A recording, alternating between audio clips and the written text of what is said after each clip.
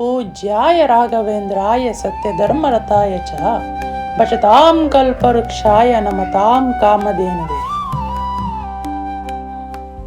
ನಮ್ಮ ಈ ನಡಿಗೆ ಸಾಯಿಬಾಬಾ ಮಂದಿರ ಕಡೆಗೆ.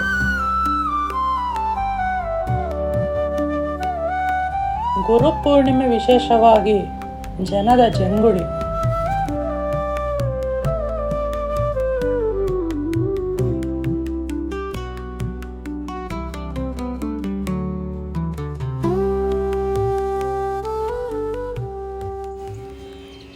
ಗುರು ಬ್ರಹ್ಮ ಗುರು ವಿಷ್ಣು ಗುರು ದೇವೋ ಮಹೇಶ್ವರ ಗುರು ಸಾಕ್ಷಾತ್ ಪರಬ್ರಹ್ಮ ತಸ್ಮೈ ಶ್ರೀ ಗುರವೇ ನಮಃ. ಗುರುಪೂರ್ಣಿಮೆ ಎಂದರೆ ಗುರುಗಳಿಗೆ ಸಮರ್ಪಿತವಾದ ಪೂರ್ಣಿಮೆ. ಈ ದಿನವನ್ನು ಭಾರತೀಯ ಸಂಸ್ಕೃತಿಯಲ್ಲಿ ಗುರುಗಳ ಆಧಾರಕ್ಕೆ, ಕೃತಜ್ಞತೆಗೆ, ಜ್ಞಾನ ಪ್ರಾಪ್ತಿಗೆ ಮುಕ್ತವಾಗಿ ಸಮರ್ಪಣೆ ಮಾಡಲಾಗಿದೆ. ಈ ದಿನವನ್ನು ವ್ಯಾಸ ಪೂರ್ಣಿಮೆ ಎಂದು ಕರೆಯುತ್ತಾರೆ. ಈ ದಿನವೇ ಮಹರ್ಷಿ ವೇದವ್ಯಾಸರು ಜನ್ಮವಾದ ದಿನ.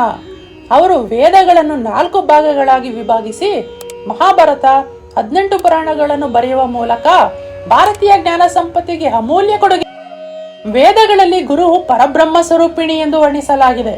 ಗುರು ತತ್ವವನ್ನು ಭಗವಂತನಿಗಿಂತಲೂ ಉನ್ನತವಾಗಿ ಮೆರೆಯಲಾಗಿದೆ. ಇಡೀ ಭಾರತೀಯ ಸಂಸ್ಕೃತಿಯ ತಳಹಾದಿಯಲ್ಲಿ ಗುರುತತ್ವ ಅಂಶ ಭಾಗವಾಗಿದೆ.